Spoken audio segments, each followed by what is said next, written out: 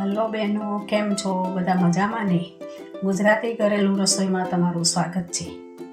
આજે હું કાકડીનું શાક બનાવવાની રીત લઈને આવી છું, જે બનાવવામાં એકદમ સરળ અને ઝટપટ બની જશે અને ખાવામાં એકદમ સ્વાદિષ્ટ લાગશે. તો ચાલો આપણે બનાવીએ કાકડીનું શાક.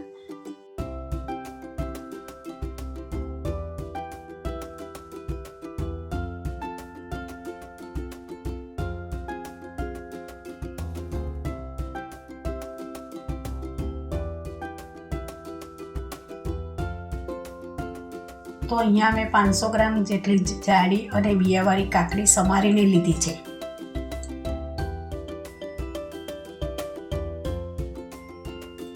પછી એક કઢાઈ લઈશું, તેમાં 2 ચમચા તેલ રેડીશું.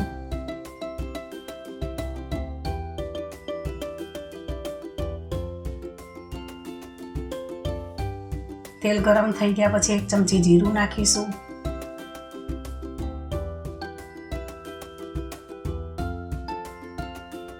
પછી થોડી હિંગ નાખીશું.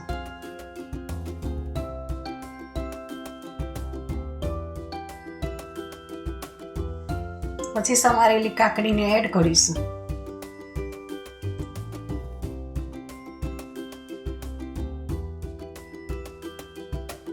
એમાં 1 ચમચી હળદર નાખી.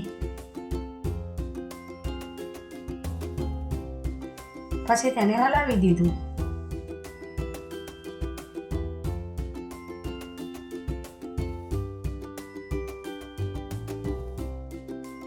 પછી એમાં 2 ચમચી કાશ્મીરી મરચું નાખીશું. 1 ચમચી ધાણા જીરું એડ કર્યું. પછી સ્વાદ અનુસાર મીઠું નાખ્યું. પછી બધા મસાલાની સાથે મિક્સ કરી દીધી.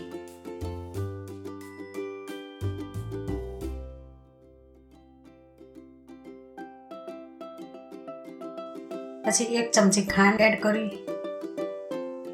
પછી બરોબર હલાવી દઈશું.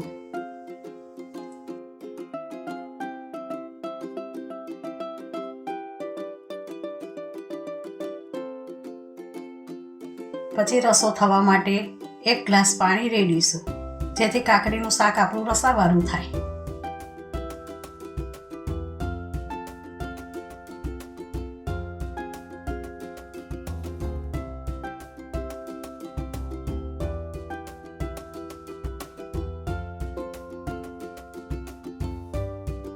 પછી તેને 5 મિનિટ ચડવા માટે ઢાંકણ ઢાંકી દઈશું.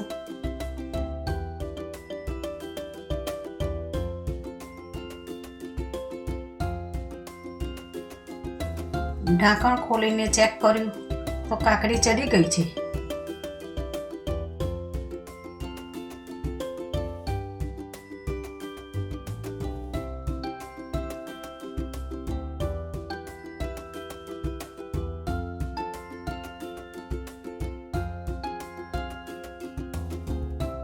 પછી તેમાં 1 ચમચી લીંબુનો રસ એડ કર્યો. 1 ચમચી ગરમ મસાલો એડ કરીશું, જેથી કરી કે કાકડીના શાકની સોડમ સારી આવે અને ખાવામાં સ્વાદિષ્ટ લાગે. પછી થોડી લીલી કોથમીર એડ કરીશું. તો જો આ રસાદાર કાકડીનું શાક બનીને રેડી થઈ ગયું છે.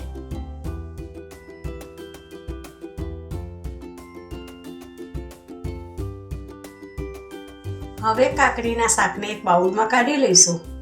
ગરમા ગરમ રસાદાર કાકડીના શાક સાથે રોટલી, ભાખરી કે તમે ખીચડી સાથે ખાઈ શકો છો. જો તમને મારી કાકડીને શાકની આ રેસીપી ગમી હોય તો મારા વિડીયોને લાઈક કરજો અને મારી ચેનલને સબસ્ક્રાઈબ કરજો. જય શ્રી કૃષ્ણ.